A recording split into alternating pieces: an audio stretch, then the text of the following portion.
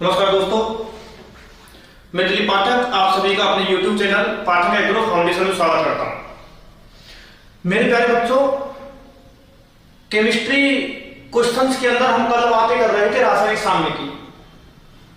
कल आपको रासायनिक सामने के 10 क्वेश्चन सोल्व करवा दिए थे। हम सेकंड क्विज आज सोल्व करने वाले हैं। आगे के 10, 12 क्वेश्चन, 15 क्वेश्चन जितने भी हो पाएंगे वो सॉल्व करेंगे। ठीक है, फालतू समय हम खराब नहीं करेंगे। चलते हैं अगले क्वेश्चंस की ओर। तो यहाँ पर मेरे प्यारे बच्चों 6 क्वेश्चन लिखे हुए हैं। अब वीडियो को पॉज कीजिएगा और पॉज करने के बाद में इन क्वेश्चंस को नोट कीजिएगा। ठीक है, तो सबसे पहला क्वेश्चन मैं सॉल्व आपके लिए करवा रहा हूं। सही मिलान करो। 2 कॉलम दिए हुए हैं, कॉलम फर्स्ट और कॉलम सेकेंड। यहां पर आपके लिए A B C D, ठीक है, 4 ऑप्शन है और यहाँ पर P Q R S T यहाँ पर आपने 5 ऑप्शन है। आपको ये मैच करने हैं। तो सबसे पहली बात है Q बराबर KC। Q बराबर KC, तो Q बराबर KC कब आएगा? Q और K का मान कब बराबर होता है? जब अभिक्रिया कहां हो? सामने पर हो। जब अभिक्रिया कहां पर होगी? सामने पर होगी। तो फिर Q बराबर क्या आएगा? K आएगा। ठीक है, तो हमारा A से कौन मैच कर गया बताइए? A से T मैच कर गया। लो ये लिख रहा हूं, ए से कौन मैच कर गया? टी। ठीक है, सेकंड में देखो, हो सकता है एक से ज्यादा ऑप्शन हो, लेकिन एक को मैच करते हैं। अभी के ज्यादा है, क्यू कम है। के ज्यादा होगा इसका मतलब फॉरवर्ड डायरेक्शन। 3 स्थितियां मैंने आपको बताई थी। क्यू बराबर के, क्यू ज्यादा के से और क्यू कम के से। यदि बराबर है तो सामने की स्थिति होगी। क्यू ज्यादा है तो पश्च रिएक्शन और क्यू कम है तो अग्र रिएक्शन। ठीक है, तो यहां पर Q कम है तो पश्च की तरफ चलेगा। ये आ गया पश्च। ठीक है, तो B में आ गया हमारा S। अब चलते Q ज्यादा तो पश्च रिएक्शन चलेगी। कहां गया? ये रहा, मेरे को सामने ही है, C के सामने R है। पश्च Q ज्यादा है, पश्च में चलेगी। गलत कर दिया है हमने। हाँ, K ज्यादा तो अग्र, ये रहा अग्र। ठीक है, R में चलेगी, R वाला है। Q ज्यादा तो पश्च चलेगी, ये रहा पश्च वाला। देखिए ना सबको आपको। और K यदि 1 से ज्यादा है, तो मैंने आपको बताया था कि K यदि 1 से ज्यादा है तो अभिक्रिया क्या होगी? कंप्लीट होगी। तो ऐसा ऑप्शन है? हाँ है। K यदि 1 से ज्यादा है तो D में कौन सा आ जाएगा? हमारा T आ जाएगा। यदि K का मान 1 से ज्यादा है तो अभिक्रिया संपूर्णता की ओर है, कंप्लीट होने की ओर है। बोलिए बात किस की समझ में आ गई है? और ये रहा साम्य नहीं। कब साम्य नहीं है? जब Q K से कम है तो भी साम्य नहीं है, इस वाले को बता रहा हूं। जब Q K से ज्यादा है तो भी साम्य नहीं है। सारे ऑप्शन आपको पता चल गया होगा किस तरह से आपको मैच करने हैं। ये वाला कंसेप्ट आप याद रखेंगे, आराम से आपका काम हो जाएगा कि किस तरह से सर ने इसको मैच किया है। ठीक है, क्वेश्चन नंबर सेकंड को देखेंगे। अच्छा क्वेश्चन है, फर्स्ट को मैं मिटाऊंगा। देखिए, चलिएगा, जगह हो गई है अब और क्वेश्चंस के लिए। पहले जगह बिल्कुल नहीं थी। अब आ जाएंगे सेकंड नंबर के क्वेश्चन पर। यहां भी 2 कॉलम दिए गए हैं, कॉलम फर्स्ट और कॉलम सेकंड। और एक साइड में आपको दिए गए 3 option A B C, second side में दिए हैं X Y Z। आपको सही मिलान करना है, कॉलम को सही से मैच करना है। तो सबसे पहले पर आएंगे, सबसे पहले के लिए हम बात करते हैं। ठीक है, KP और KC का क्वेश्चन है। तो उत्पाद के गैस डेल्टा एनजी निकालते हैं। डेल्टा एनजी इक्वल टू उत्पाद के गैसीय मोल कितने हैं? 2 माइनस क्रियाकारक के गैसीय मोल। गैस है सारे के सारे जितने भी लिए गए गैस है, आपको मालूम है पहले से भी। उत्पाद का गैसीय मोल कितना है? 1, तो 2 माइनस 1 आ गया। ठीक है, और डेल्टा एनजी का मान धनात्मक है तो Kp ज्यादा Kc से। Kp is greater than Kc। ठीक है, सेकंड वाली स्थिति देखते हैं। इसके लिए हम डेल्टा एनजी निकालते हैं सेकंड रिएक्शन के लिए। तो डेल्टा एनजी आ जाएगा 2 - 2 = 0। ठीक है, और जब डेल्टा एनजी का मान 0 है तो फिर इस स्थिति में Kp बराबर हो जाएगा Kc के। Kp बराबर Kc, ये आप आराम से कर सकते हो। ठीक है, C को देखिएगा। ठीक है, उत्पाद के गैसीय मोल डेल्टा एनजी इक्वल टू उत्पाद के गैसीय मोल है 2 और क्रियाकार के गैसीय मोल है 4। डेल्टा एनजी आ गया -2 और डेल्टा एनजी का मान जब ऋणात्मक होता है तो Kp कम होता है Kc से। Kp कम और Kc ज्यादा। Kp कम और Kc ज्यादा। तो ये तीनों हमने मान निकाल लिए। तो हम आराम से मैच कर देंगे। तीनों के मान निकले हुए हैं। Kp किसके लिए ज्यादा है, Kp किसका बराबर है? Kc के। और किसके लिए Kp कम है? Kc के। ठीक है, तो H2 + I2 के लिए तो हमारा क्या आ जाएगा? ये आ जाएगा। बी के लिए क्या आ जाएगा, एक्स आ जाएगा। ठीक है, केपी किसका ज्यादा है, देख लीजिएगा ऊपर देख लीजिएगा, केपी ए वाले के लिए ज्यादा है, ए वाले के लिए ज्यादा है, तो ये सी में मैच हो गया वाई। ठीक है, और ए में अपना आ जाएगा जेड, ए के लिए आ जाएगा जेड। केपी ज्यादा केसी से, केपी ज्यादा केसी से, ये वाला केपी ज्यादा केसी से, ए के लिए वाई आएगा, ए के लिए वाई। ठीक है, वो देखिए ना सामने दिख रहा है, सारा मैंने सोल्व करवा दिया है, कर देंगे आराम से। तीनों को मैंने सोल्व करवा दिया है, कब कब केपी बराबर केसी आएगा, ज्यादा आएगा कम आएगा। चलते हैं नेक्स्ट क्वेश्चन पर। ये दोनों क्वेश्चन आपको समझ में आ गए होंगे अच्छे से, कॉलम को मैच करने वाले क्वेश्चन। चलिए अब हम पहुंचते हैं क्वेश्चन नंबर 3 की तरफ। देखेंगे केसी की इकाई बताइए, आराम से बता देंगे। तो केसी की इकाई का मैंने आपको फॉर्मूला बताया मेरे बच्चों, मोल लीटर इनवर्स की घात डेल्टा एम जी। ठीक है, केसी की इकाई का ही हमारे पास सूत्र है। सबसे पहले चलते हैं ए वाले की तरफ। तो ए के लिए डेल्टा एम जी हम निकालते हैं। तो डेल्टा एम जी उत्पाद की कैसे मोल 2, क्रियाकारक के 2, तो 2 - 2 बराबर 0। तो केसी बराबर मोल लीटर इनवर्स की घात 0, और किसी की भी घात 0 का मतलब क्या होता है, 1। इसका मतलब इसके लिए केसी की कोई इकाई नहीं है।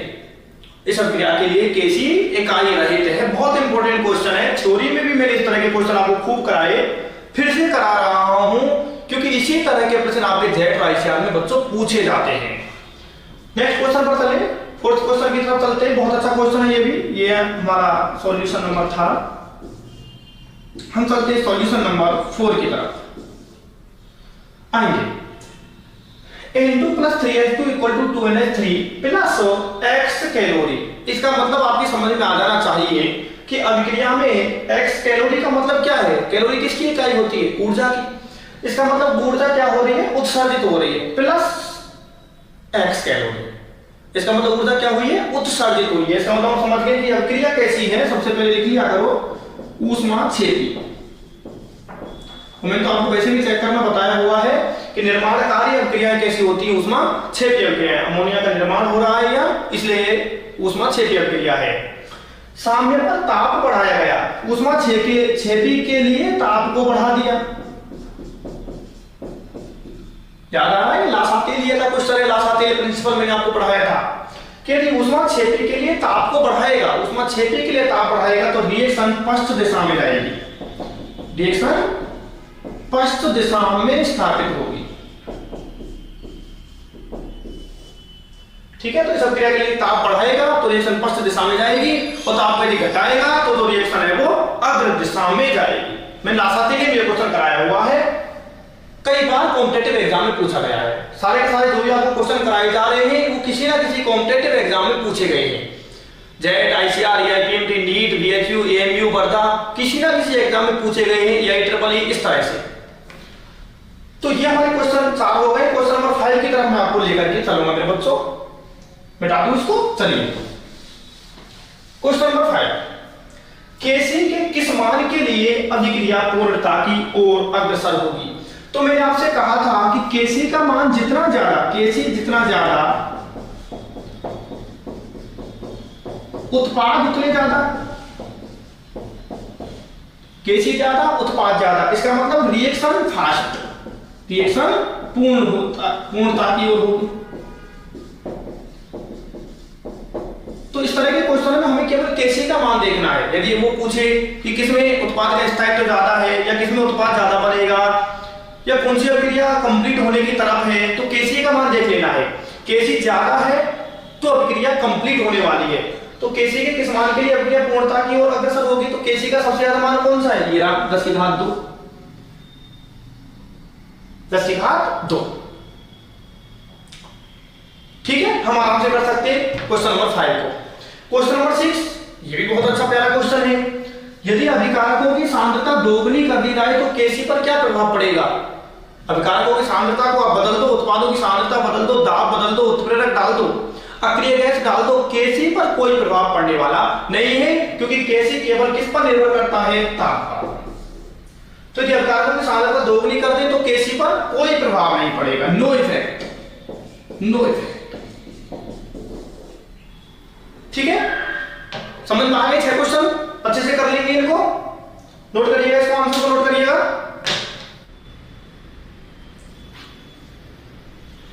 हाँ तो बेटा हमारे 6 क्वेश्चन हो गए हैं, अब आ जाएंगे अपन क्वेश्चन नंबर 7 का। ठीक है, क्वेश्चन नंबर 7 एक दो क्वेश्चन आप जल्दी से नोट कर लीजिएगा जिससे कि जगह हो पाए यहाँ पर मिटाने के लिए। तो सबसे पहले आप 7 नंबर के क्वेश्चन को देखेंगे। PCl3 plus Cl2 equal to PCl5 के लिए 25 डिग्री सेल्सियस पर Kc का मान 26 है, तो Kp का मान ज्ञात कीजिए। ठीक है, आप आराम से निकाल सकते हैं, मैंने आपको बताया है, खुद भी सॉल्व किया करो क्वेश्चंस को। Kp बराबर Kc RT की पावर डेल्टा Ng।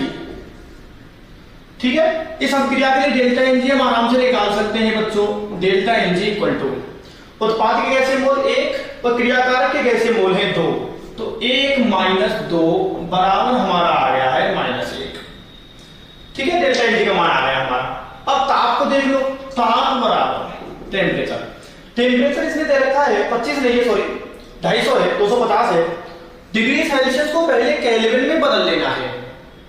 ठीक है ना, डिग्री सेल्सियस का मान डायरेक्ट आप नहीं रखेंगे, तो 250 डिग्री सेल्सियस और इसमें आप कितना जोड़ दो, 273 जोड़ दो। 273 जोड़ने पर ये डिग्री सेल्सियस किस में बदल जाएगा, केल्विन में बदल जाएगा। तो ये कितना हो गया अपना, ये हो गया 523 केल्विन। 523 केल्विन हो गया, डिग्री को केल्विन में बदल लेना है। चलिए अब मैं क्वेश्चन को मिटाऊंगा यहां से बच्चों। केसी का मान याद रखना 26 दे रखा है ऑलरेडी। चलिए तो Kp बराबर, Kc का मान हमारे पास 26 है, R का मान मैंने आपको बता रखा है, याद भी रखना है आपको 0.0821। 0.0821 R का मान हमने रख दिया, गुणा ताप का मान रखो 523, घात कितनी है, डेल्टा Ng कितना है, -1। अब इसको सॉल्व करने में डरना नहीं है। ठीक है, घात -1 को कैसे सॉल्व करें, तो -1 को आप नीचे ले आइएगा। ठीक है, तो इसको कैसे लिख देंगे बेटे, सामने देखेंगे 26 अपॉन ये वाली संख्या है, इसको नीचे ले आएंगे तो घात जो है वो माइनस से प्लस हो जाएगी अपनी। 0.0821 इंटू 523। ठीक है, आगे की जो कैलकुलेशन है गुणा भाग ये काम आपका हुआ करता है, आप गुणा भाग करेंगे। ठीक है, जल्दी से नोट करेंगे क्वेश्चन नंबर 7 को। चलते हैं क्वेश्चन नंबर 8 की तरफ। ठीक है, क्वेश्चन बड़ा प्यारा है ये भी, इसको मैं मिटाऊंगा, आप पॉज कीजिएगा, नोट कीजिएगा। चलिए question number 8, N2 + 3H2 = 2NH3 में साम्य पर दाब बढ़ाया जाए तो साम्य की दिशा बताइए। तो लासातिले के अंदर मैंने आपको बताया था, कंसेप्ट को जरूर समझ लिया करो। लासातिले के अंदर बताया था कि दाब बढ़ाने पर रिएक्शन वहां जाती है, साम्य अवस्था उस दिशा में जाती है जहां मोलों की संख्या कम हो। तो दाब बढ़ाने पर कहां जाएगी, जहां मोल कम हो, जहां मोल कम हो। तो हम देख लेते हैं, इधर की तरफ हमारे मोल है 3 और 1 4 गैसीय मोल हैं, और यहां पर 2 गैसीय मोल हैं। हमसे कह रहा है कि दाब बढ़ा रहा है, दाब बढ़ाएगा तो कम मोल की तरफ जाएगी, दाब बढ़ाएगा तो इधर चली जाएगी 4 से 2 की ओर। इसका मतलब कौन सी दिशा में जाएगी, साम्य अवस्था अग्र दिशा में। दाब बढ़ाने पर रिएक्शन वहां जाती है जब मोलों की संख्या कम हो, तो इधर मोल कम है तो कम की ओर अग्रसर हो जाएगी, अग्र दिशा में आ जाएगी। जल्दी नोट करेंगे। ठीक है, चलिए चलिए चलिए चलिए थोड़ा फास्ट करेंगे। हाँ, क्वेश्चन नंबर 9 की तरफ आप लोग आएंगे। PCl5 = PCl3 + Cl2 के लिए Kp बराबर 16 है। यदि पात्र का आयतन अचानक आधा कर दे तो Kp का मान बताइए। मैंने आपसे कहा था कि दुनिया भर के साम्य स्थिरांक हो, चाहे Kc हो, Kp हो, समझ रहे हो मेरी बात को। और भी मैंने आगे साम्य में भी आपको पढ़ाया था, Ks पढ़ाया था, Kw पढ़ाया था। तो ये सारे के सारे ताप पर निर्भर करते हैं। आयतन को आधा कर दे, 2 गुना कर दे, कुछ भी कर दे, Kp पर प्रभाव नहीं पड़ेगा। तो Kp = वही रहेगा हमारा 16। बहुत अच्छा क्वेश्चन है, जेट में इसी प्रकार के कंसेप्चुअल क्वेश्चन पूछे जाते हैं। मैं बार बार आपसे कह रहा हूं, बहुत ज्यादा जटिल क्वेश्चन नहीं पूछेगा, कोई जेईई लेवल का क्वेश्चन नहीं पूछेगा आपसे, कोई पीएमटी लेवल का क्वेश्चन आपसे नहीं पूछेगा, वो इसी तरह के क्वेश्चन पूछेगा। और नीट में भी लगभग इसी लेवल के क्वेश्चन पूछे जाते हैं, जेईई में थोड़े अलग प्रकार के क्वेश्चन पूछे जाते हैं जिनसे आपको अभी मतलब भी नहीं है। ठीक है, क्योंकि जो भी वीडियो लेक्चर बनाए जा रहे हैं, जो भी केमिस्ट्री बायोलॉजी क्विज बनाई जा रही है बच्चों, ये मोस्टली जेट और आईसीआर के लिए बनाई जा रही है। यदि आप जेईई के स्टूडेंट होते हैं, जेईई के लिए यदि बनाते हैं तो फिर उनका लेवल ही बिल्कुल अलग से करवाना पड़ता है। चलिए क्वेश्चन नंबर मैंने यहाँ पे कर लिया है, ज्यादा बात हो गई है, चलिए बातों को बंद करते हैं। आइए क्वेश्चन नंबर 10 की तरफ आएंगे भाइयों। क्वेश्चन नंबर 10 देखते हैं। CuSO4.5H2O सॉलिड है ये, equal to CuSO4 3H2O solid plus 2H2O gas.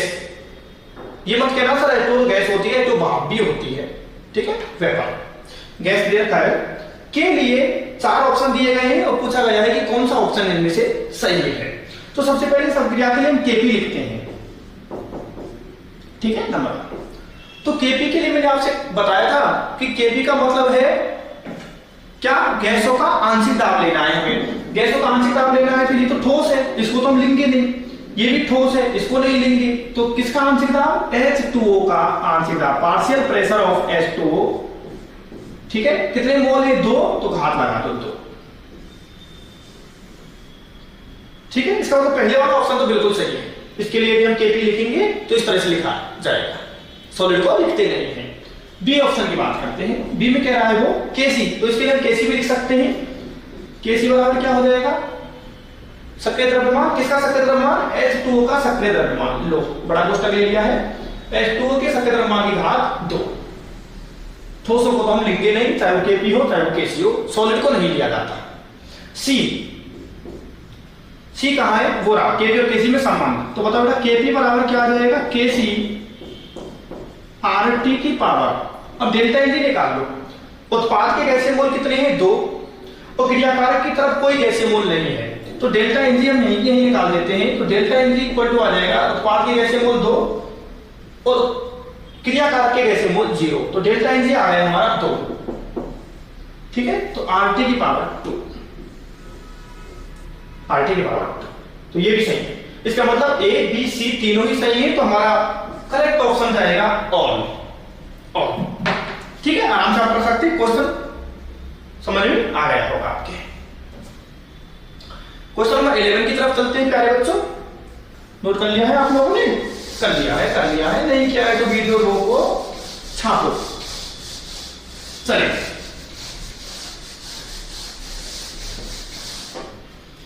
आएंगे क्वेश्चन नंबर 11 की हम चर्चा कर लेते हैं। अच्छा क्वेश्चन है, 25 डिग्री सेल्सियस पर A + B = 3C के लिए 1 लीटर के पात्र में क्रमशः 1 मोल, 2 मोल, 4 मोल लिए गए। यदि Kc का मान 10 है तो रिएक्शन की दिशा बताओ। वही दिशा वाला क्वेश्चन आ गया है, आपको भी मैंने समझाया भी था कि Q बराबर K है, K या Kc लिख लो, तो फिर सामने की स्थिति है।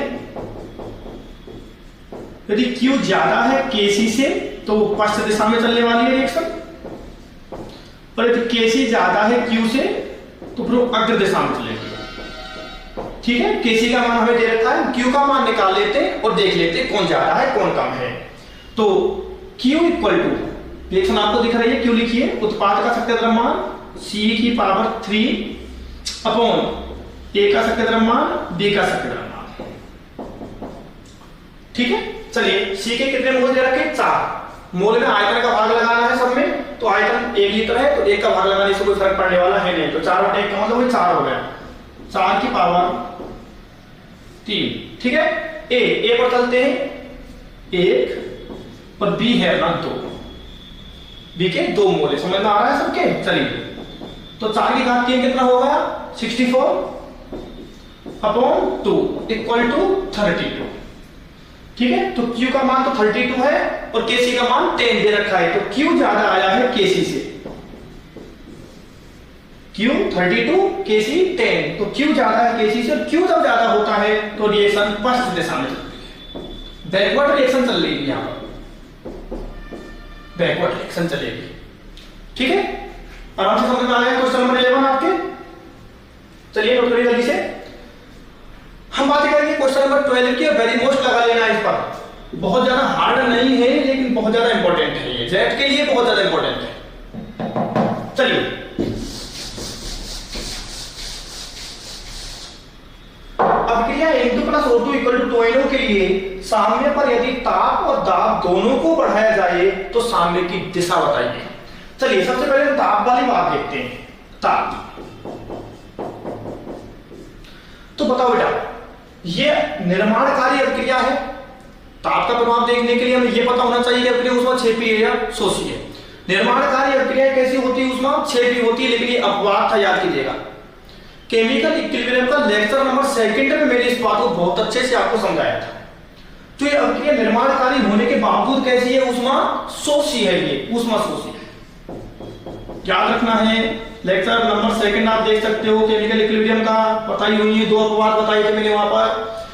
और ऊष्मा शोषी है, ताप बढ़ा रहा है। ऊष्मा शोषी के लिए यदि ताप बढ़ाएगा तो सामने जो है वो फॉरवर्ड डायरेक्शन में शिफ्ट हो जाएगा, अग्र दिशा में। अब ऊष्मा शोषी है, ऊष्मा शोषी के लिए ताप बढ़ाएगा तो सामने जो है वो अग्र दिशा में जाएगा। दाब बढ़ा रहा है, दाब, तो दाब के लिए हम देखते हैं कम मोल। रिएक्शन वहां जाती है तब मोलों की संख्या कम हो। यहां पर देखते हैं इधर उत्पाद के गैसीय मोल कितने? 2, 1 और 1 2। क्रियाकारक के गैसीय मोल, क्रियाकारक के गैसीय मोल कितने? 2। उत्पाद इधर होते हैं यार, ना? हाँ, ऐसे ऐसे तो भूल भी जाता है कभी। उत्पाद के गैसीय मोल कितने? 2। तो डेल्टा Ng कितना है? 0। Delta Ng 2 - 2 = 0। दोनों तरफ मोल समान है, इसका मतलब दाब का कोई प्रभाव नहीं पड़ेगा यहाँ। नो इफेक्ट ऑफ प्रेशर, यहाँ दाब का कोई प्रभाव नहीं पड़ेगा क्योंकि उत्पाद और क्रियाकारक दोनों तरफ गैसीय मोल क्या है? बराबर है। तो आप दाब को बढ़ाइए घटाइएगा, साम्य की दिशा पर प्रभाव नहीं पड़ेगा। ये क्वेश्चन नंबर 12 आपका हुआ है।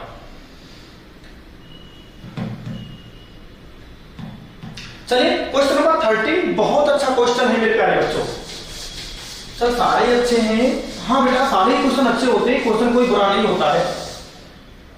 यदि क्वेश्चन हमसे सॉल्व हो जाता है तो अच्छा क्वेश्चन कह देते हैं, हम सरल बोल देते हैं, ठीक है, चाहे कठिन कितना भी हो क्वेश्चन। तो क्वेश्चन नहीं हो रहा है, समझ में नहीं आ रहा है, कंसेप्ट याद नहीं आ रहा है, तो फिर हम कहें तो कितना हार्ड क्वेश्चन है। ठीक है, हमसे हुआ तो सरल है, नहीं हुआ तो हार्ड है। क्वेश्चन नंबर 13 पे पहुंचते, बात ज्यादा करते हो आजकल तुम लोग। चलिए, A + B = C + D में प्रारंभ में A की सांद्रता B की सांद्रता की 2 गुनी थी। एक शब्द को पढ़ते चलिए, प्रारंभिक सांद्रता। प्रारंभिक सांद्रता हमसे कहा गया है कि A की सांद्रता B की सांद्रता की 2 गुनी थी। माना कि B की सांद्रता A थी, आराम से समझ लो, B के कितने मोल थे? A। अब वो कह रहा है कि प्रारंभ में A की सांद्रता B की 2 गुनी थी, तो A का 2 गुना कितना हो गया? 2A। यदि B के A मोल लिए गए हैं प्रारंभ में तो A के कितने लिए गए? 2A। और प्रारंभ में उत्पाद 0 0। प्रारंभ में उत्पाद 0 होते, आपको पहले भी मैंने बता रखा है। अब चलते हैं आगे क्वेश्चन पर। यदि साम्य पर C की सांद्रता B की सांद्रता की 3 गुनी है, आइए साम्य पर लेके चलता हूं आपको। साम्य पर बोर्ड तो पूरा दिख रहा है ना? मैं नहीं दिख रहा, मेरे को देख के क्या करोगे? बोर्ड दिखना चाहिए। हाँ, अब मान के चलते हैं बेटा कि वियोजन की मात्रा x है। कुछ नहीं कहा गया यहाँ पर कि साम्य पर इतने % टूट रहा है या इतने % बन रहा है, तो हम हमेशा क्या मान लेंगे? x। यदि कई समस्याएं आपको आ रही है तो आप केमिकल इक्विलिब्रियम के लेक्चर्स को, पुराने जो लेक्चर्स हैं चैप्टर की थ्योरी के, उनको जरूर देखिएगा। तो आएंगे, माना कि ये x बन गया तो ये भी x बन गया, क्योंकि दोनों के सामने एक ही लिखा है, दोनों का समीकरण गुणांक एक है। ये कितना रह गया? a - x, और ये रह गया हमारा 2a - x। क्रियाकारक जो है वो x घट गए, इनके x मोल घट गए और उत्पादों के x मोल बन गए। अब ये तो ध्यान दो बेटा, ये जो x है ना, हमेशा आपको x को निकालने की इंफॉर्मेशन क्वेश्चन में देगा। क्वेश्चन में दिया हुआ इंफॉर्मेशन देखिए आप कि साम्य पर C की सांद्रता B की सांद्रता की लगा हुए हैं 3 गुनी थी। आएंगे, दिया है, क्या दिया है? क्या दिया है बच्चों? कि C की सांद्रता, पहुंचते हैं देखते चल रहे, C की सांद्रता कितनी है? x।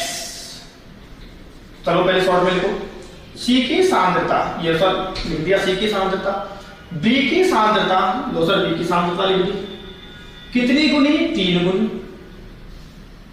लाइन समझ में आ रही है? और ये क्यों दिया गया है, ये सारी सूत्र क्यों दे रहा है, जिससे कि आप यहां से x के मान को निकाल पाओ। तो C की सांद्रता B की सांद्रता की 3 गुनी थी। अब सांद्रता को रखो, C की कितनी है? x इक्वल टू 3, B पर आएंगे, B की सामने पर सांद्रता कितनी है? a minus x. कोशिश बहुत अच्छी की जा रही है समझाने की बच्चों, समझिएगा। x इक्वल टू, इसको आप ओपन करेंगे, 3a माइनस 3x, उठा कर लेंगे, 3x इधर आ जाएगा, ठीक है, माइनस का इधर आके प्लस का हो जाएगा, तो 4x इक्वल टू 3a और x equal to 3a upon 4। ये हमने x का मान निकाल लिया है बच्चों। अब x का मान निकाल लिया तो प्रत्येक के सामने की सांद्रता हमारे पास आ जाएगी। x के मान को हम यहां रख देंगे, तो a की सामने सांद्रता आ जाएगी, यहां रख देंगे, यहां रख देंगे और यहां रख देंगे, और आराम से हम कैसे निकाल लेंगे। आइएगा, आप घबराएंगे नहीं सर, अब आप नहीं कराओगे, आगे कराऊंगा, नहीं कराऊंगा।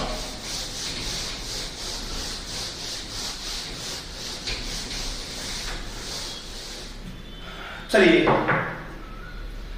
अब प्रत्येक की सांद्रता हम निकाल लेते हैं। पहले a के लिए क्या लिखा हुआ है सामने पर देखिए, 2a माइनस एक्स लिखा हुआ है, 2a माइनस एक्स। तो बताओ क्या हो जाएगा ये, 2a माइनस x का मान 3a/4 है, 3a अपॉन 4, ठीक है। यहां से आप एलसीएम ले लेंगे, लघुत्तम ले लेंगे, कितना आ जाएगा? 4, 4 दूनी 8, 8a माइनस 3a अपॉन 4, और यहां से हमारा आ जाएगा 5a अपॉन 4। देखो बिल्कुल सारी बातें बता रहा हूं मैं, देखो पूरी कैलकुलेशन भी बता रहा हूं, एलसीएम भी बता रहा हूं आपको। b की सांद्रता निकाल दो, b की सांद्रता a माइनस एक्स, x का मान रखो a माइनस 3a अपॉन 4, कितना हो जाएगा? 4a माइनस 3a, ठीक है, एलसीएम ले लेंगे, 4a माइनस 3a अपॉन 4, तो यहां से हमारा निकल के आ गया a/4। क्वेश्चन हार्ड नहीं है, बार बार कह रहा हूं, लंबा हो सकता है, हार्ड नहीं। C की सांद्रता हमको दिख रही है x, ये देखो ना, और x की वैल्यू हमें निकाली ली थी अभी 3a/4, और d की भी x है, आप देख सकते हैं x इक्वल टू 3a/4। तो सबकी सामने की सांद्रता हमारे पास में उपलब्ध है a b c d की। अब क्रिया हमारे पास दी हुई है, हम कैसी फाइंड आउट कर लेंगे। उत्पादों का सत्य द्रव्यमान ऊपर लिखेंगे, तो क्रिया कारकों का सत्य द्रव्यमान हम नीचे लिखेंगे, ठीक है। सबके मान आपके पास में है, मान रख दीजिएगा। C का मान कितना था? 3a/4, D का भी 3a/4, हाँ A पर चलते 5a/4, 5a/4, और B पर चलते कहां है? B भाई साहब आओ भाई, पधारो पधारो हमारे ना, ये चलो कैलकुलेशन हो गई है, सारे के सारे 4 से कट गए, 4 a को लेके मर गए चारों a, ठीक है। तो ऊपर क्या बचा? 9 और नीचे बचा 5, 9/5,